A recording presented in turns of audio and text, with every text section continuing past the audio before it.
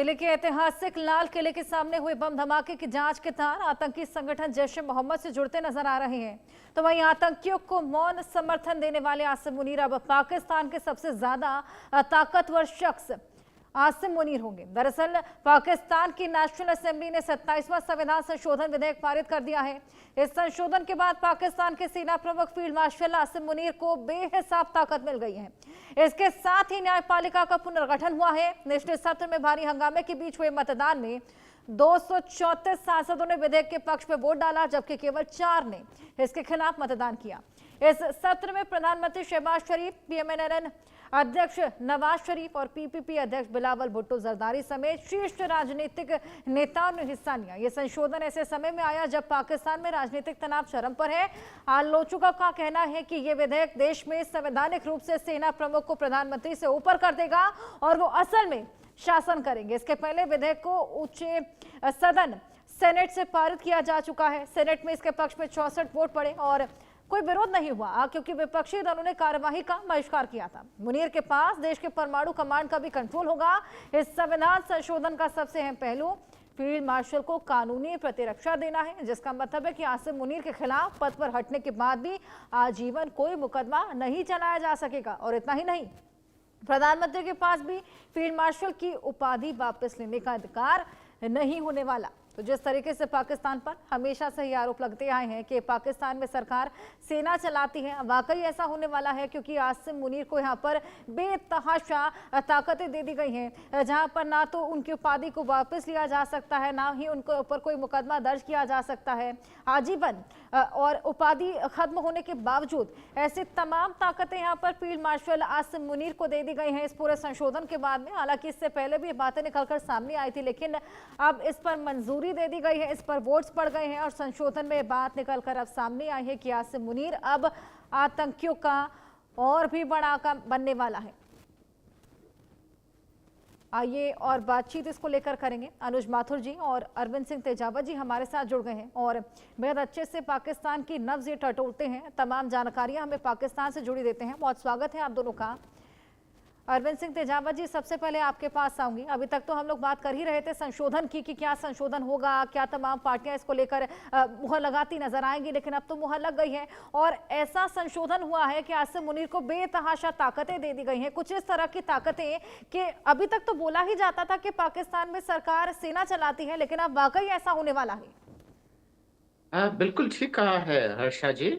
और ये हमसे ज्यादा जो दुखी करने वाली खबर है, ये पाकिस्तान के लोगों के लिए है, क्योंकि पाकिस्तान में वैसे भी अभिजात तंत्र इतना मजबूत था, अब उस पे संवैधानिक मोहर लग गई है। हालांकि पाकिस्तान के संविधान के बारे में भी यह कहा जाता है कि वह सेना जब चाहे उसे तोड़ मरोड़ देती है। उसको कई बार बदला गया है, कई बार सस्पेंड किया गया है, और इमरजेंसी के नाम पर, मार्शल लॉ के नाम पे। तो वैसे भी ये संविधान को अपने हिसाब से, अपने फायदों के हिसाब से तोड़ते मरोड़ते रहे हैं, और यही तोड़ मरोड़ है एक और बार देखी जा रही है। और ये वाकई दुखद है कि जब दुनिया में प्रजातंत्र लगभग सारे ही देशों में आ चुका है, केवल कुछ गिने चुने जो देश है जहाँ पे तानाशाह है, पर यहाँ पे ये जो तानाशाह है वो केवल प्रजातंत्र के नाम पर उसके चुने हुए नुमाइंदों का वह दिखावा करके पूरी ताकत अपने हाथ में ले रहा है। और इस ताकत का बेजा इस्तेमाल दरअसल उन देशों को फायदा करने के लिए हुआ है जिनको यहाँ से हटाने में, यहाँ पाकिस्तान और हिंदुस्तान की आवाम को सदियों तक संघर्ष करना पड़ा था। पूरा आजादी का आंदोलन था। तो आसिम मुनीर साहब के ये बनने के बाद में पाकिस्तान में प्रजातंत्र पूरी तरह से खत्म हो गया है, और उसके साथ ही जो एक लंबी स्ट्रगल है वो पाकिस्तान के नागरिकों के लिए इंतजार कर रही है, वापस एक प्रजातांत्रिक राज्य और समाज के निर्माण के लिए। हर्षा जी। बिल्कुल। अनुज माथुर जी, क्या शहबाज शरीफ को भी इस बात से कोई आपत्ति नहीं है कि उनसे ज्यादा पावर पर आसिम मुनीर को दे दी गई है? जय हिंद। पहले तो मैं आपको ये बताऊं कि शहबाज शरीफ अभी तक प्रधानमंत्री बने हुए हैं, वो इसीलिए बने हुए हैं, ये गिव एंड टेक डील है। आज जिस प्रकार का तनाव शहबाज शरीफ में और आसिम मुनीर में दिखाई नजर आ रहा था, वो तनाव ये दर्शाता था कि पता नहीं कब शहबाज शरीफ को पदच्युत कर दिया जाएगा और वो उनको शायद जेल में डाल दें या कुछ कर दें, जो कि इमरान के साथ किया था। तो बचने के लिए असीम मुनीर के साथ उन्होंने सौदा किया है। अभी हम बार बार एक दो तीन चीजें कहने का प्रयास कर रहे हैं कि वहां पर वोटिंग हुआ या वहां पर डिस्कशन हुआ। कहाँ का वोटिंग? 64 में से 64, तो क्या डिस्कशन है?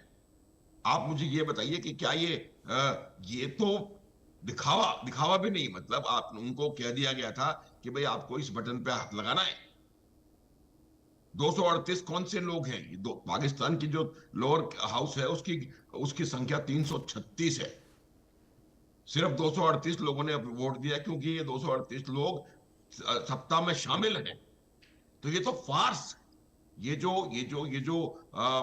बिल को हम पास होने की बात कर रहे हैं, ये फार्स है। और इसको मैं उसी चीज के साथ क्लब करना चाहूंगा। मैंने कल भी आपके चैनल पे कहा था कि पाकिस्तान में 4 डायरेक्ट बाउट्स मिलिट्री रूल की हो गई हैं, 3 बार कॉन्स्टिट्यूशन को सस्पेंड किया गया है, ये चौथी बार कॉन्स्टिट्यूशन को मुझे लगता है सस्पेंड कर दिया गया है। कॉन्स्टिट्यूशन का इससे कोई लेना देना ही नहीं है। जब आपने बातचीत करने का किसी को हक नहीं दिया, वोट में डालने के लिए आपने उनको कह दिया कि भाई अगर वोट नहीं डालोगे तो आप स्वर्ग जाओगे, तो ये इतना जबरदस्त दबाव था, तभी आप पाएंगी कि 100 में से 100 वोट एक आदमी को मिल जाएंगे। ये बाकी विपक्षी दल, सो कॉल्ड विपक्षी दलों ने इसका बहिष्कार किया है, कोई इसका ऑपोजिशन नहीं है। दूसरी बात, इनको इतनी असीम, मुनीर को असीम शक्तियां प्राप्त हो गई हैं। अब ये असीम शक्तियों का मिसयूज करेंगे। इनके पास सबसे बड़ा जो इफेक्टिव चीज आई है वो ये है कि जो स्ट्रेटेजिक फोर्स, न्यूक्लियर फोर्सेस की कमांड है, वो इनके कब्जे में आ गई है डायरेक्टली। ऐसे व्यक्ति के पास न्यूक्लियर एसेट्स की कमांड होना, जिसने अमेरिका में जाकर के ये कहा था कि अगर पाकिस्तान को खतरा हुआ, I will take half the world down with me. ये वो खतरनाक इंसान है जो कि इस न्यूक्लियर वेपन्स का कभी भी गलत प्रयोग करके आधी दुनिया को खत्म करने के लिए तैयार बैठा है। अब ऐसे आदमी के पास इस प्रकार की ताकतें आ जाए और वर्ल्ड कम्युनिटी जो है वो शांत होकर के इसको देखती रहे, तो फिर उस इंटरनेशनल कम्युनिटी को किसी भी युद्ध के बारे में कोई भी बयान देने का हक नहीं है। आप जिस प्रकार का यहाँ पर इन्होंने नाटक करके असीम मुनीर को इतना पावरफुल बना दिया, ये डायरेक्ट मिलिट्री रूल है हर्षा, डायरेक्ट मिलिट्री रूल है। और डायरेक्ट मिलिट्री रूल एक ऐसे रेडिकलाइज्ड मिलिट्री जनरल के पास गया है उसको लीगल इम्यूनिटी मिल गई है फॉर लाइफ, बिल्कुल जिंदगी भर के लिए। देखिए, न केवल अभी इनके पद से हटने के बाद भी सुप्रीम कोर्ट में इनके खिलाफ ट्रायल नहीं हो सकता। इतनी पावर तो किसी के पास मुझे लगता है नहीं थी। बिल्कुल सर, एक तरीके से डिक्टेटरशिप का आगाज हो चला है यहाँ पर आसिम मुनीर की। डिक्टेटरशिप तो ये पहले भी चला रहे थे, मैं एक लाइन और बोलूंगा, पहले भी चला रहे थे, ये फॉर्मलाइज हो गई है। बिल्कुल। अरविंद जी, भारत को कितना कंसर्न होना चाहिए? भारत के लिए कितनी टेंशन भरी बात, और क्या रुख भारत अपना सकता है? देखिए, भारत को ये समस्या भारत की नहीं है, ये समस्या पाकिस्तान की है।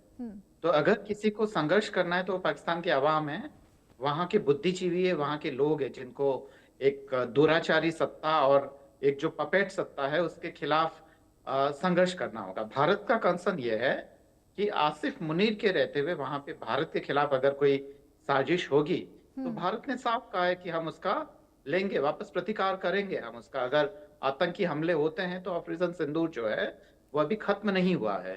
तो भारत का इतना ही कंसर्न है।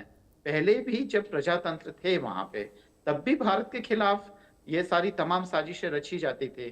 तो भारत को तो अपने आवाम का देखना है, अपने लोगों के हितों की रक्षा करना है, पर पाकिस्तान के लोगों को सोचना है कि वह इस तानाशाही वाले शासन में कब तक रहेंगे। आसिफ मुनीर साहब के आने के बाद में वाकई स्थितियां काफी खतरनाक हो गई है, पर उन्होंने एक बहुत ही चालाकी से एक प्रोपेगेंडा और जो खासकर एक प्रजातंत्र के नाम का एक जो नाटक किया है, उसके कारण जनता समझ नहीं पा रही है।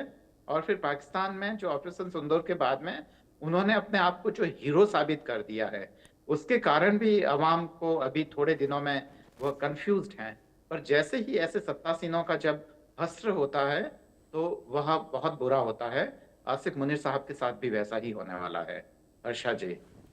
बिल्कुल, जिस तरीके से डेमोक्रेसी के लिए कहा जाता है of the people, for the people, by the people, लेकिन यहाँ पर पीपल तो उनको तो कंसर्न में रखा ही नहीं जाता। अनुज माथुर जी, इसको मैं थोड़ा सा अमेंड कर दूंगा, of the Munir, for the Munir and by the Munir. ये आवाज बिल्कुल साफ क्लियर है कि असीम मुनीर जो पहले भी पूरा ये वाज कॉलिंग द शॉट्स।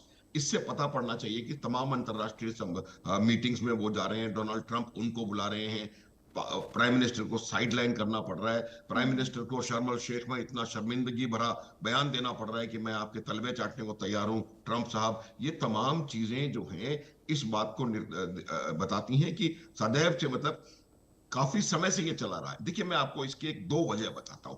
एक तो ये वजह है मेन कि जो ट्रांजिशन ऑफ पावर होने वाला है, आफ्टर ऑल चुनाव का जो अभी इन्होंने ये ढकोसला किया, चुनाव का नौटंकी ढकोसला भी इनको करना पड़ेगा। और ये उससे पहले असीम मुनीर अगर सिर्फ सेना प्रमुख रहते तो रिटायर हो जाते। तो उनका एकमात्र मकसद ये था कि किसी भी प्रकार से ये काम करा जाए जिससे कि वो अगले 5 वर्षों के लिए अपने पद पर बने रहे, ताकि जो ट्रांजिशन पीरियड है उस समय जो प्राइम मिनिस्टर इनके यहाँ सेलेक्ट होता है उस सिलेक्शन कमेटी के ये प्रमुख बने रहे। एक तो वजह ये। दूसरी वजह यह है कि इनको अब कुछ एक्शंस को जस्टिफाई करना पड़ेगा। इसमें मैं आपको बता रहा हूं और भी कई हाथ हैं इसमें शामिल हैं। क्यों अमेरिका या किसी और देश की तरफ से कोई इसके ऊपर स्टेटमेंट नहीं आ रहा है? उसकी वजह यही है कि कहीं ना कहीं अमेरिका पाकिस्तान को इस्तेमाल करता हुआ नजर आ रहा है दो जगह। गाजा में पाकिस्तान की सेनाओं को वो इस्तेमाल करेगा और अफगानिस्तान के खिलाफ पाकिस्तान की सेनाओं को इस्तेमाल करेगा। और ये कहीं ना कहीं अगर उनका ये जो प्राइम मिनिस्टर है उसके हाथ में होता तो इसको क्लियर करवा पाना शायद इतना आसान नहीं होता। तो ये भी एक बहुत बड़ी वजह है जिसकी वजह से असीम मुनीर को असीम शक्तियां दे दी गई हैं। अब अमेरिका डायरेक्टली उनको हुक्म देगा, बात नहीं करेगा, उनको हुक्म देगा कि अपनी फोर्सेस को गाजा में भेजो अथवा अपनी फोर्सेस को बगराम में भेजो, या मुझे एडवांस बेसिस दे दो, या मुझे पासनी का पोर्ट दे दो। ये तमाम चीजें जो हैं आने वाला समय होते हुए देखेगा। कुछ डॉलर्स के लिए बिकने वाले पाकिस्तानी आर्मी के जनरल्स वो इसी प्रकार का काम करते हैं। और अमेरिका जो है वो अपना खुद का मकसद साध रहा है। अमेरिका को पाकिस्तान में क्या हो रहा है इससे कोई फर्क नहीं पड़ता, लेकिन इसका असर जो होगा वो पाकिस्तान की बेचारी अवाम पर होगा। बेचारी अवाम इसलिए कहता हूं कि पाकिस्तान के अधिकतर हिस्सों में सिंध, बलोचिस्तान, खैबर पख्तूनख्वा, पीओजे तो पाकिस्तान का हिस्सा नहीं है। हमारा हिस्सा जो पाकिस्तान के इलीगल ऑक्यूपेशन में उसमें, या गिलगित बाल्टिस्तान जो कि हमारा है उसमें, अब इन जगहों पर पहले ही दोयम दर्जे का ट्रीटमेंट होता था। अब असीम मुनीर को पूरी ताकत मिल गई है कि वो किसी भी प्रकार की शक्ति को वहां प्रयोग में ला करके उन जगहों को चीजों को दबा सके। तो ये एक बहुत बड़ा असर होगा जो कि पाकिस्तान की आवाम पर होने वाला है, निरीह आवाम कहूंगा मैं उनको। और ये बहुत दिन दूर नहीं है जब पाकिस्तानी की सेना के बीच से और पाकिस्तान की आवाम के बीच से एक बहुत बड़ी क्रांति जलजला निकल करके आएगा। अगर आप इस प्रकार से दबाते रहेंगे, आप देखिए उनके जो पत्रकार या जो भी हमारे साथ बातचीत करने के लिए आते हैं उनकी कितनी सधी हुई भाषा होती है। उनको DGISPR के द्वारा पढ़ा करके लिखा करके भेजा जाता है कि आपको यही बोलना है, उसके अलावा कॉमा फुल स्टॉप भी आप बदल नहीं सकते। तभी वो तमाम चीजों को एक्सेप्ट करते हुए भी कभी नजर नहीं आते हैं। देखिए मैं आपको बताऊं, वरना इस प्रकार का अत्याचारी जो अमेंडमेंट आपने कॉन्स्टिट्यूशन में कर दिया, उसको पास होने के बाद वहां का एक भी आदमी, एक भी पत्रकार बिल्कुल अपनी आवाज बुलंद नहीं करता, उसका खामियाजा वहां की जनता ही भुगतती है सर। बिल्कुल। चलिए अनुज माथुर जी, अरविंद जी, बहुत शुक्रिया आपका ये तमाम इंसाइट्स हमारे साथ शेयर करने के लिए। पाकिस्तान के क्या हालात होंगे ये देखने